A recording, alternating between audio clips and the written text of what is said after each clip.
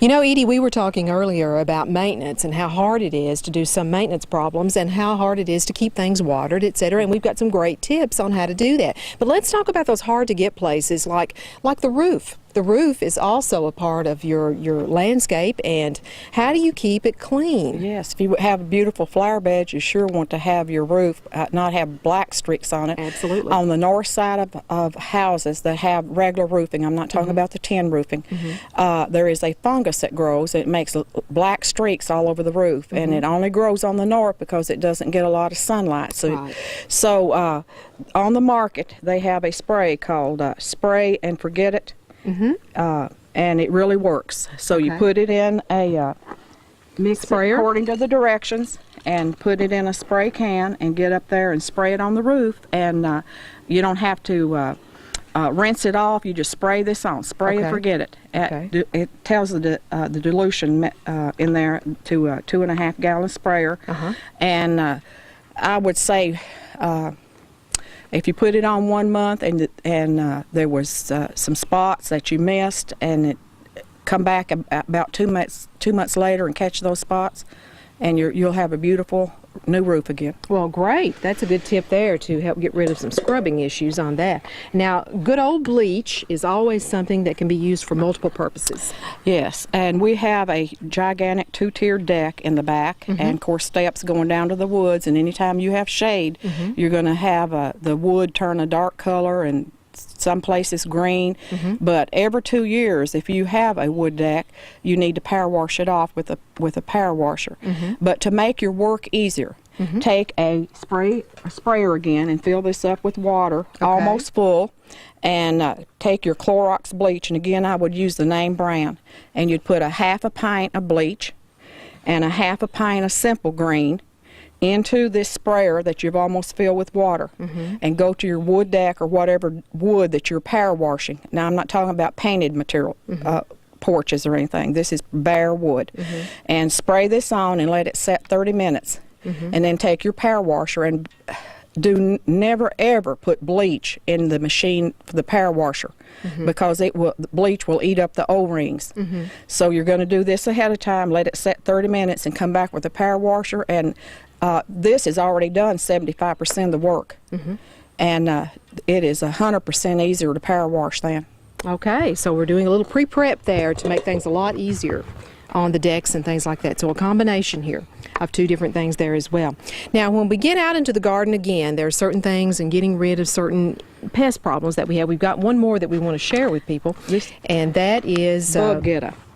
And this kills the slugs and the snails. And this has a little spout on it. You just unscrew it, and again, these are pellets. And I'm going to turn around here and drop just a few. So we have a flower garden here, and it doesn't take very many. You just barely let it fall, just a few, and just go down the entire flower patch or your garden, and just sprinkle a few pellets. And this will last weeks and weeks. Now, after a heavy rain, you might want to sprinkle a few more, because this will dissolve them. But this will kill all of the slugs and snails that's bothering your hostas, your flowers, your garden. Now, they love marigolds in your garden and different vegetable plants, and this will kill them. Okay, we'll look for that one again after a wet season or wet rain. This becomes more critical. Well, I start putting this down in the spring, you know, when I start putting my flowers out in the flower beds. Now, I know that we've got a couple of other tips here on what to do. Watering things is always a challenge. We are lucky to have had a lot of rain so far, but usually we're entering into the time of summer when drought tends to start setting in. So how do we keep our plants looking fresh and growing? Well, again, in the garden center, they have a product called Soil Moist, and this is granular, and you take a gallon jug, and you put 2 tablespoons of this granular. It looks like crystals. It does. Looks like snow crystals, only 2 tablespoons. And put it in here and fill this about 3/4 full of water. come back and a have few a hours jelly, later, and you have like a jelly. Now you are ready to mix this in with your potting soil before you pot your plants. That makes sense. And what this does, this material is holding water, and during the summer when we have our dry spell or drought, or you're gone on vacation, Right. then and nobody's there to water your flowers, or you got somebody maybe once every 2 weeks, then this will give up the water to the roots of your plants. So you mix this in with your potting soil before you pot your plants. And again, it looks like Jell-O. So your tip is to go ahead and add your moisture Yes. to your granules before you actually put it in the potting soil. Then. Yes. Makes sense. It only Okay. takes about 2 tablespoons to fill a gallon bucket of this. And Okay. again, I would put it like to one container. Let's say you had a container that was 2 gallon. Then maybe I would use a cup of this to a 2-gallon container of potting soil. Okay. Okay? Okay, that makes sense.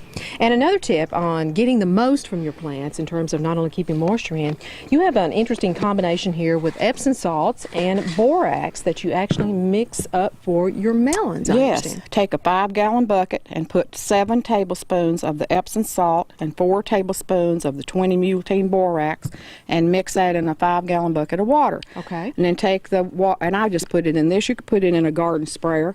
And when your melons, cantaloupe and watermelons start to vine, then spray the vines with this here. And again, when they are about the size of a base softball, spray them again, and it turns your watermelons, it gives them a sweet flavor. Okay, interesting. Interesting there too.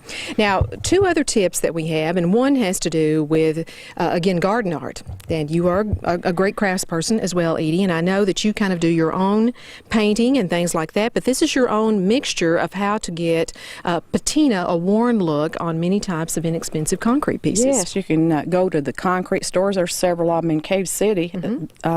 So choose whatever concrete item that you like. And some of mine, I if you'll see in my flower beds, I do leave them plain.